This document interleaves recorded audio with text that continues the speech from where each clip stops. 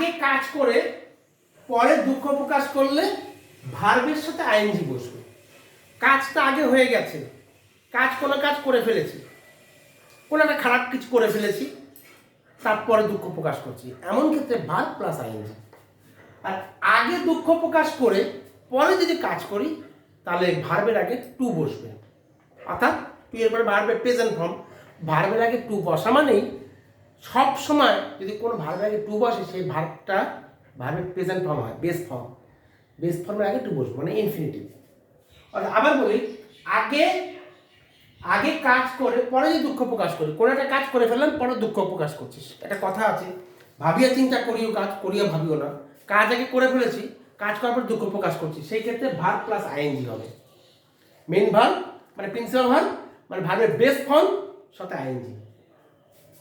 আর আগে দুঃখ প্রকাশ করে ফেলেছি যে এই কাজটা করবো, আগে দুঃখ মানে আমার দুঃখটা এক্সপ্রেস করেছি, আগে দুঃখ প্রকাশ করেছি, তারপরে কাজ করলে ভার্বের আগে টু বসবে, ভার্বের বেস ফর্মের আগে টু বসবে। তাহলে শুরু করে দেখ। I regret to telling that you have failed, মানে তুমি ফেল করেছো, এটা তুমি আমাকে বলবে, তুমি যে বলবে সেটা কাজ, তারপর আমার দুঃখ লাগে, সেই দুঃখটা আমি এক্সপ্রেস করবো, আমার কষ্টটা এক্সপ্রেস করবো, এমনটা না। এমন যদি হতো তাহলে ভার্ব প্লাস আইএনজি হতো। এখানে বলছে আই রিগ্রেট টু টেল, মানে তুমি বলার আগে, তুমি জানার আগে আমি দুঃখ প্রকাশ করে তোমাকে বলছি, এই ক্ষেত্রে টু টেল হবে। আর একবার বলি, তুমি জানানোর আগেই আমি বলছি আই রিগ্রেট টু টেল, আমি দুঃখিত বলতে, জানাতে, দ্যাট ইউ হ্যাভ ফেইলড, তুমি ব্যর্থ হয়েছ। ইউ সাবজেক্ট হ্যাভটা auxiliary verb, have present perfect tense, ভার্বে third form, fail third form, failed, subject have, ভার্বে থার্ড ফর্ম, আর হ্যাভ আর হ্যাজের পরে পারফেক্টে থার্ড ফর্ম বসে। তাহলে তুমি জানাবে তার আগে আমি দুঃখ প্রকাশ করে বলছি আই রিগ্রেট, আমি দুঃখিত, টু টেল মানে বলতে বা জানাতে, দ্যাট ইউ হ্যাভ ফেইলড, তুমি ব্যর্থ হয়েছো। যদি আগে তুমি বলে ফেলতে তারপরে আমি দুঃখ প্রকাশ করতাম তাহলে ভাবে সেটা আইএনজি হতো। বোঝা গেল? পরেরটা,